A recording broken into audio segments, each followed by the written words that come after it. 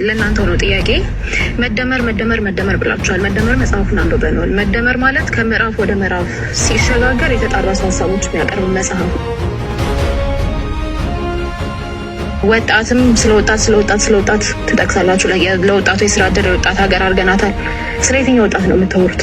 በጦርነት ስላስገደላችሁት እያስገደላችሁ ስላላችሁት ወጣት ነው የምታወሩት? ሀገርን በብድር ስም ለውጪ በሸጣችሁበት ሁኔታ እናንተ ምረጡን ብላችሁ የመውጣት ሞራሉን ራሱ ከየት እንዳገኛችሁት አናውቅምና ብልጽግናማ የልማት ስኬት ያረጋግጥ ኢትዮጵያ ነው። እባካችሁን ይህን ጥያቄ ለጠቅላይ ሚኒስትር አብይ አህመድ እንዲደርስልኝ። የሰው ልጅ ቁርስ፣ ምሳ፣ እራት መብላት አልቻለም። ሰው እያደህዩ ነው ሀገር የሚያደርገው። እኔ ዶክተር አብይ አህመድ እውነት በጨዋ ደም በህይወት ያለው አይመስለኝ። ወጣቱ ከሀገር ልውጣ ብሎ ፓስፖርት ሄዶ ቀጠሮ ሲይዝ 2 ዓመት እሺ በቃ በግርም ቢሆን እሞክራለሁ ሲል ጦርነት ስንል አትወጡም። እሺ የት እንኑር እንስራ አትሰሩም እንዴ? የት እንሂድ? ክቡርነቱ ጥያቄ ነው የምጠይቀው። የኢትዮጵያ ህዝብ ምንድን ነው የበደለው? ሰላም ለእናንተ ይሁን። እንደምን አላችሁ? እንደምን ቆያችሁ? አሜን። አምላከ አበው ቅዱስ እግዚአብሔር ስሙ የተመሰገነ ይሁን። በዛሬው ቪዲዮ እንግዲህ እጅግ በጣም አወዛጋቢ አነጋጋሪ የሆነ ሀገራዊ ጉዳይ የምንዳስስበት ልዩ ዝግጅት ነው ማለት ነው። እንግዲህ የፊታችን ግንቦት ሀገራዊ ምርጫ ይካሄዳል ማለት ነው። በዚህም የተነሳ እንግዲህ የተለያዩ ፓርቲዎች ከገዢው መንግስት ጋር የክርክር የውይይትና የጥያቄ መርሃ ግብር ነበራቸው ማለት ነው። በዚህ መርሃ ግብር ላይ እንግዲህ እጅግ በጣም አስደናቂ የሆነ ብዙ ኢትዮጵያኖችን ያስደነቀች እጅ ባፍ ያስጫነች አንዲት ወጣት ትንታግ ፖለቲከኛ ተነስታለች ማለት ነው። እንግዲህ ለጠቅላዩና ለገዢው ፓርቲ ራስ ምታት የሆነች ሴት ነች። እንግዲህ ከፍተኛ የሆነ የህዝቡን ጥያቄና ብሶት ያነሳችበት ጥያቄ፣ በዚህም ደግሞ ብዙዎች ኢትዮጵያኖች ተቀባይነት ያገኘችና አድናቆትን ያተረፈች ትንታግ የሆነች ፖለቲከኛ ተነስታለች። ሚስጥረ ስላሴ ትባላለች። በዘለሱ ጉዳይ የምንመለከት ሆናል ማለት ነው። ሰብስክራይብ ለምንድን ነው የማታደርጉት? አሁን ማርጉ። ትብብር ለኢትዮጵያ ወይም ኢህአፓ የተባለ ፓርቲ አባል የሆነች ይህች ሚስጥረ ስላሴ የህዝቡን ጥያቄ ጠይቃለች። እስኪ ስለ ጥያቄውና የብልጽግና ተወካዮችን ያጣደፈችበትን ጥያቄ እንመልከት። መደመር ብላችኋል። መደመር መጽሐፉን አንብበነዋል። መደመር ማለት ከምዕራፍ ወደ ምዕራፍ ሲሸጋገር የተጣረሱ ሀሳቦች የሚያቀርብ መጽሐፍ ነው። ሲጀመር የኢትዮጵያ ህዝብ የላብራቶሪ አይጣችሁ ነው ወይ? ኢትዮጵያስ የእናንተ ቤተ ሙከራ ናት ወይ የሚለውን እንድትመልሱልን እንፈልጋለን። ሀገረ መንግስት ምን እንደሆነ የምታውቁ አይመስለንም፣ በተግባራችሁ ተደጋጋሚ ስላረጋገጫችሁት። ወጣትም ስለወጣት ትጠቅሳላችሁ። ለወጣቱ የስራ ዕድል የወጣት ሀገር አድርገናታል። ስለ የትኛው ወጣት ነው የምታወሩት? በጦርነት ስላስገደላችሁት እያስገደላችሁ ስላላችሁት ወጣት ነው የምታወሩት? እሱንም ክሊር አድርጉልን። ምክንያቱም ባለፉት አመታት ለጦርነት የዋለው ገንዘብ እንኳን ሲተመን አሁን ህዝብ ዳቦና የቤት ኪራይ መክፈል አቅቶ የሚያኖር ሀገር አይደለም መኖር የነበረባት። በቢሊዮን የሚቆጠር ዶላር ነው ለጦርነት ያዋላችሁትና ስለ የትኛው ወጣት ነው የምታወሩት? ስለ ልዩ አጋርነትም አናነሳም ብላችኋል። አሁን ያሉ ባለሀብቶቻችሁ ስርዓት ሲቀየር ይኖራሉ ወይ? ትክክለኛ የሀብት ባለሀብት ናቸው ወይ የሚለውን እንድታነሱልን እንፈልጋለን። ትናንሽ ንግዶች የኮሪደር ልማት በሚል ኮስሜቲክ ፕሮጀክት እየታፈኑና እየፈረሱ ነው። ይሄ ብልጽግና ሊሆን አይችልም። የብልጽግና ፓርቲ ኢኮኖሚው እያደገ መሆኑን ይነግረናል። ኢኮኖሚው ለማን ያደገው የሚለውን ጥያቄ ሁላችንም መጠየቅ አለብን። ለባለስልጣናቱና ልጆቻቸው ወይስ ዕለት ለምንኖር ኢትዮጵያውያንና በልተን ማደር ላልቻለን ዜጎች? ስራ የማይፈጥር እድገት እውነተኛ እድገት ነው ብለን አናምንም። የዜጎችን ሁኔታ ሳያገናዝብ ዋጋ የሚጨምር ተሃድሶ ኃላፊነት የሚሰማው ተሃድሶ ወይም ሪፎርም ነው ብለንም አናምንም። ምርታማነት ሳይኖር መበደር ልማት አይደለም፣ ቀውስን ለሌላ ጊዜ ማስተላለፍ ነው። አሁንም በተደጋጋሚ የብልጽግና መንግስት ፌል እንዳደረገና የሀገሪቱን ኢኮኖሚ ከድጡ ወደ ማጡ እየከተታት እንደሆነ የኢትዮጵያ ህዝብ የሚረዳው ነገር ነው። ምክንያቱም ኢኮኖሚ ሌላ ተአምር የለውም። ኢኮኖሚ ማለት ህዝብ በልቶ አድሯል ወይ፣ ሀገር በምን አይነት ሁኔታ ላይ ነው የምትገኘው ማለት ነው። ቅድም እንደጠቀስኩት ውበት እኛን ወይም ደግሞ ህዝብ ሊሸውዱ አይችሉም። የየዕለት እውነታችን በልቶ ማደር አለመቻል፣ ኪራይ አለመክፈል እንደሆነ የምንገነዘብን ነው የምናውቀው ሁኔታ ነው። በፓርላማ ህዝቡን እንወክላለን፣ የህዝቡን ድምጽ እናሰማለን ብለው የገቡ የፓርላማ ሰዎች ይህንን ጥያቄ ያነሱም። ለህዝቡ የሚገባውንና ህዝቡ የሚያሰማውን ድምጽ ሲያሰሙ አይሰማም ማለት አይታይም። የነገር አይስተዋልም። እንግዲህ ይህች ወጣት ትንታግ ፖለቲከኛ ሚስጥረ ስላሴ ግን በዚህ መልክ ባገኘችው እድልና በተሰጣት የመከራከሪያ የመወያ እድል ተጠቅማ እንግዲህ የህዝቡን ብሶት በተለይ የወጣቱ ስራ አጥነት የጦርነቱን የእልቂቱን የወጣቱን በጦርነት ማለቅ የሀብት የገንዘቡ ነገር ሁሉ በጦርነት ማለቁን የገዢው መንግስት ችግር እንደሆነና ይህንን ችግር ሊያረም ሊፈታ እንደሚገባ በግልጽ ጠቁማለች ማለት ነው። ይሄ እጅግ በጣም የሚደነቅ ነው። እንግዲህ መንግስትም እንዲህ ያሉ ነገሮችን የራሴ ብሎ ሊይዛቸው ይገባል። ይሄ ትችት ሳይሆን እጅግ በጣም ጥሩ ጥቆማ ስለሆነ ከተቃዋሚ ወይም ደግሞ ከተከራካሪ ፓርቲዎች የሚጠበቅ እንዲህ ያሉ በሳል የሆኑ ትችቶች በሳል የሆኑ ጥቆማዎች ምንጊዜም መንግስትን ጉልበት ይሆኑታል፣ መንግስትን ያዳብሩታል እንጂ ለመንግስት የሚያስፈሩት አይሆኑም። ነገር ግን የተሰጡት ደግሞ ለመንግስት የሚታየውን ድክመት ከመሸፋፈንና በአድርባይነት ከማለፍ ይልቅ በዚህ መልኩ መግለጽ እጅግ በጣም የሚያስደንቅ የሚያስመሰግናት ነው። ይህች ሚስጥረ ስላሴ ተከትላለች። የመሸታ ቤቱ 1 ሚሊዮን 2 ሚሊዮን ባድ ምሽት የማይከፍሉ ከበርቴዎች መፈጠር አለባቸው ብለን እናምናለን። እያልን ያለ ነው የሀብት ከበርቴዎች መፈጠር አለባቸው። የሀብት ከበርቴዎች ስንል በትክክለኛው መንገድ ለመንግስት በትክክል ግብር የሚከፍሉ ሰርተው ያገኙ ከላባደሩ ገንዘብ በመበዝበዝ ያልበለጸጉ ሰዎች መፈጠር አለባቸው። እነዛ ሰዎች ለሀገር እድገት እኩል አስተዋጽኦ ማበርከት ከዚህ በኋላ ይፈጠሩ ነው ተፈጥሯል ነው። የሀብት ከበርቴዎች የሉም በኢትዮጵያ ውስጥ በጣም በጥቂት የሚቆጠሩ ናቸው ብለን እናምናለን። ከሌሉ እናንተ ይሄ ክርክር ከተካሄደ ከ4 ወራት በኋላ ይሄ አመት ከተጠናቀቀ ከ30 ቀናት በኋላ መንግስት ትረገባላችሁ። በ4 አመት ውስጥ እንዴት ያለ ከበርቴ ፈጥራችሁ ነው ከከበርቴው ገንዘብ ከፍላችሁ ለሌላው የምታከፋፍሉ? በቅድሚያ የስርዓት ከበርቴዎች እንዳይኖሩ እናደርጋለን። ከመንግስት ጋር ያልተገባ ትስስር በመፍጠር ራሳቸውን የሚያበለጽጉና ምናልባትም በየመሸታ ቤቱ 1 ሚሊዮን 2 ሚሊዮን ባድ ምሽት የማይከፍሉ ከበርቴዎች መፈጠር አለባቸው ብለን እናምናለን። ምክንያቱም እነዚህ አሁን የጠቀስናቸው የስርዓት ከበርቴዎች ባልተገባ ሁኔታ የሀገርን ሀብት በማካበት ከስርዓት ጋር ያልተገባ ትስስር በመፍጠር ነው እየበለጸጉ ያሉት ብለን ነው የምናምነው። ይሄ የባለ ሀብት የባለጸጎች ጉዳይ እንግዲህ የሀገር ትልቁ ማነቆ ሆኖ ቀጥሏል ማለት ነው። እንግዲህ ሀብት የሚካበተው ከገዢው ጋራ ጥምረት ማድረግ እንጂ በስራ ሀብት እየተገኘ አይደለም የሚል የህዝቡን ብሶት ተናግራለች። ወጣቱ ይሰራል፣ ብዙ ሰው ይሰራል፣ ግን ለውጥ የመጣለት አይደለም። የሚለወጡት የገዢው ሀሳብ የሚያራምዱ ገዢውን የሚደግፉና ለገዢው የሚያጎበድዱ ሰዎች ብቻ ወደ ሀብት ማማ ይወጡ ስለሚገኙ ይሄ ነገር ማቆም አለበት የሚል ድምጽ አሰምታለች። እንግዲህ ይሄንን አድርጋለች። ህዝቡ ግን ምን ይላል? ስለዚህ ጉዳይ ደግሞ ህዝቡ ስላለው ሀገራዊ ሁኔታ ምን ይላል? ክቡርነቶ ጥያቄን የምጠይቁት የኢትዮጵያ ህዝብ ምንድነው የበደሉት? ለምንድነው በዚህ መጠን የጠሉን? ለምንድነው በዚህ መጠን የናቁ? ሁላችንም መጀመሪያ ደግፈነውት ነበር። ብዙዎቻችን መካከል ላይ ተቸግረው ነው ብለን ስንሟገት ነበር። በጣም ጥቂቶች አሁንም ይሄ ሰውዬ ተስፋ አለው እያልን ስንከራከር ነበር። የኢትዮጵያ ህዝብ ምን ቢያደርግ ነው ይህን ሁሉ በደል እየሰሩበት ያለው?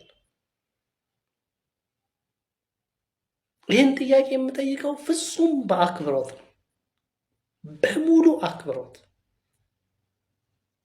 የኢትዮጵያ እናቶች ይራቡ ዘንድ የፈረዱባቸው ስለምንድን ነው? ኑሮ ውድነትን በዚህ መጠን የጨመሩት ለምንድን ነው? አይኖ ዋጋ ከፍለን አገር ትደግሉን ይሆናል። ግን እኮ የቀበሌ ሊቀመንበሮቹ እና ሹማምንቶቹ በቀን 10 ጊዜ ስጋ ቤት ነው የሚታዩት። ክቡርነቱ ዋጋ እየከፈለ ያለው ልጆቹ እየሞቱበት ያለው እኮ ማህበረሰቡ ነው። የሚበላው አጥቶ ተስፋ የቆረጠው እኮ ህዝቡ ነው። እንዴት አይነት በደል ብንበድሎት ነው እንደዚህ የጠሉ?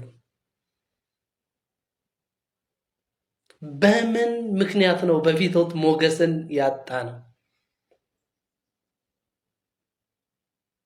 የኢትዮጵያ ህዝብ ያን ሁሉ ፍቅር ሰጥቶት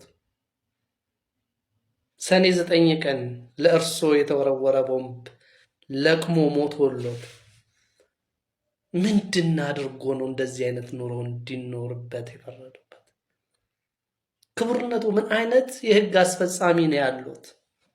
ምንም የማያውቁ ሰዎችን መንገድ ላይ የሚደበድቡ፣ ያለ ፍርድ ቤት ማዘዣ የሚያስሩ ምን አይነት የቀበሌና እንትን የሾሙብን? ጉቦ ሲቀበሉ አይናቸውን የማያጥቡ ቢሮ ቁጭ ብለው ስለ ጉቦ የሚደራደሩ ሙሉ ሰራተኞቹ እንዴት ሌባ ይሆናሉ?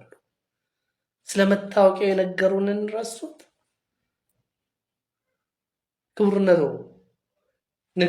ንግድ ባንክ፣ መብራት ኃይል፣ ቴሌ ኮንስታንትሊ ዋጋ የሚጨምረው ህዝቡ ላይ ይህን ሁሉ ጫና የሚያሳድረው በምን ምክንያት ነው? እንዴት አይነት ጭካኔ ነው?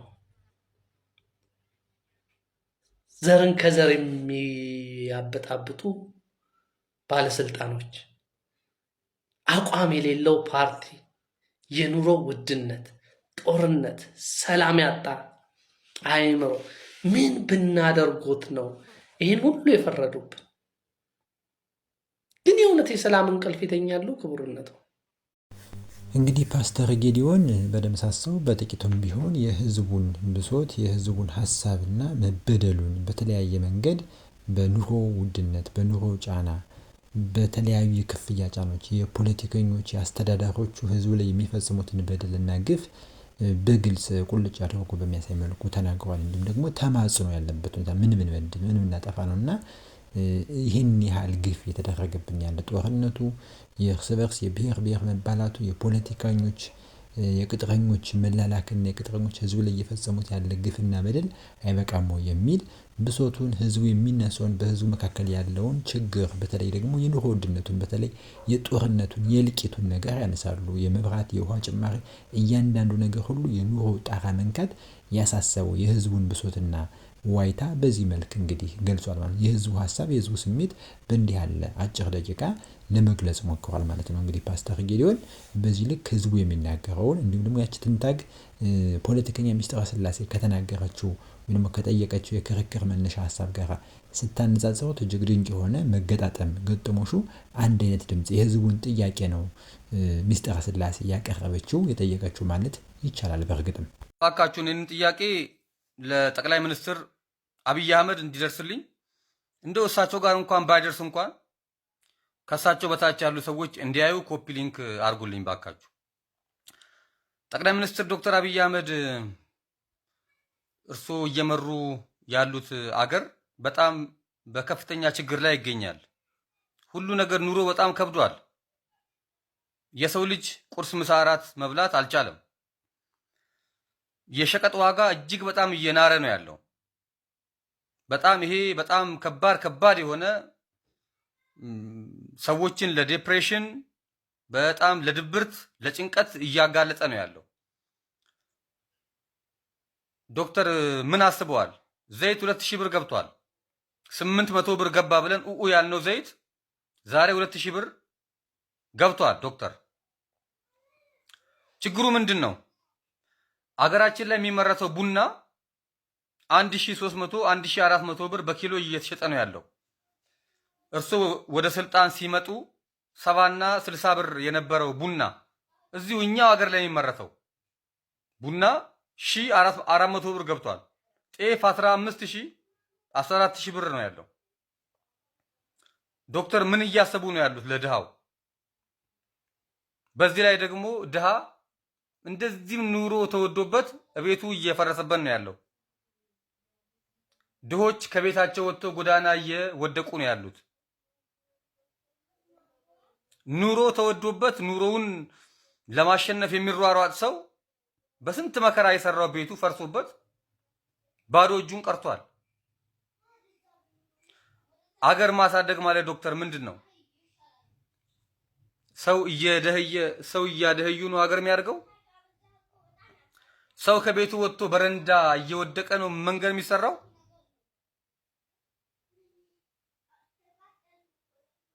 ዶክተር እየመሩ ያሉት ህዝብን ነው ወይስ አፈሩንና ዛፉን ነው ተራራውን ነው? ምን አስበዋል ዶክተር? እኔ በጣም እየከፋኝ ነው ያለው። አገሬ ላይ በጣም ተስፋ ቆርጫለሁ። ባገኘሁት አጋጣሚ ከኢትዮጵያ መውጣት ነው የምፈልገው። ትውልድ ወጣቱ ከኢትዮጵያ ወጥቶ ለመጥፋት ነው የሚፈልገው። አሁን ዛሬ እኔን ጨምሮ ከሀገሬ የመውጣት እቅድ የለኝም ነበር እኔ። አሁን ግን ከሀገሬ መውጣት ነው የምፈልገው። ልጆቼን ሚስቴን ይዤ በአጠቃላይ ብሰደድ ደስተኛ ነኝ። ዶክተር ምን እያሰቡ ነው ያሉት? ምን እያሰቡ ነው ያሉት? መንገድ ብቻ ቢያርግ መንገድ ብቻ የሚሰራ ምንድነው እሱ የሚጠቅመን? ካልበላ ዜጋው ተርቦ አድርሱልኝ። እስቲ ደግሞ እቺን ተናገረ ብላችሁ እንዳታሳስሩኝ። ወር ለባሰው ማጭራት ታውሰው ይላል ያገሬ ሰው። ያው እንግዲህ መሰረታዊና ቁልፍ የሆኑ ጥያቄዎች ነው የተጠየቁት። ይሄ ለሌላ የሚዳርግ ጉዳይ ይሆናል ብለን አናስብም። ያው ዶክተር አብይም ይረዱታል የሚል ግምት እውነትም አለን ማለት ነው። እንግዲህ እንደተባለው በተለያየ መንገድ ህዝቡ ለራሱን የሚያጠፋበት መንገድ ወደ ድብርት ጭንቀት ውስጥ እየገባ ያለው በጣም የተጋነነ የኑሮ ውድነት ነው። እንግዲህ አውሮፓውያን እዚህ ስልጣኔ ከመድረሳቸው በፊት የመጀመሪያና ዋነኛው ጥያቄያቸው የዳቦ ጥያቄ ነበር። የዳቦ ጥያቄ እንዲፈታላቸው በብዙ ጠይቀው ነበር፣ በብዙ ሰርቶ ነበር ጥያቄያቸው ተመልሶ ማለት ነው። አሁንም እንደኛ ሀገር ታዳጊ ለሆነች ሀገር ደግሞ የመጀመሪያውም የመጨረሻውም ጥያቄ የዳቦ ጥያቄ የኑሮ ውድነት ጉዳይ ያሳስባል፣ ያስጨንቃል። በዚህም ጉዳይ ብዙ ምስቅልቅሎች በየቤተሰቡ መካከል እየተገኘ ስለሆነ ማለት ነው የትዳር መፍረስ፣ የወጣቶች ተስፋ መቁረጥና ራሳቸውን የማጥፋት የልዩ ልዩ ነገር ምክንያቶች ይሄው የኑሮ ውድነትና የጦርነቶች መባባስ ነው። ጦርነቱ እንኳን ባይኖር ከዚህ የኑሮ ውድነቱ እንኳን የሚያገግምበት መንገድ ይመጣል ብለን እናስባለን። ግን ኑሮ ውድነት ባለበት ደግሞ ጦርነት ሲጨመርበት እጅግ በጣም ከባድ የሆነ አኗኗር ውስጥ እንዳንገባ ስለሚያሰጋ ህዝቡ ወይም ደግሞ የተለያዩ ወጣቶች በእንደዚህ ያለ መልኩ መንግስትን ዶክተር አብይ አህመድን በተገባ በስርዓት ባለው መልኩ እየጠየቁ ይገኛሉ ማለት ነው። እናንተስ በዚህ ጉዳይ ሀሳባችሁ ምንድነው? ጥያቄያችሁን ሀሳባችንን ለመንግስት አካላት እንዲደርስ ይህን ጥያቄ እንዲደርስ ቪዲዮውን በተቻላችሁ መጠን ላይክ በማድረግ ሼር በማድረግ እንዲደርሱ እንዲያዩት መልካም የሆነ አስተዳደር የሚሰሩም በጎ ሰዎች በዚያ መካከል ስለሚገኙ እነሱ ቢያዩት ምናልባት በዙሪያችሁ ካሉ አቧቡ እያሉ ከሚያሳስቷቸው መልካም ሰራችሁ እያሉ የውሸት ከሚነግሯቸው ይልቅ እንዲህ ያሉ እውነታ የህዝቡን ጥያቄ የሚያሳውቁ ሀሳቦች ጉዳዮችን በተመለከቱ ጊዜ መፍትሄ ለመስጠት ስለሚቻላቸው ማለት ነው። ቪዲዮውን ላይክ ሼር አድርጉት። ሰላም ለእናንተ ይሁን። ሰላም ቆዩ።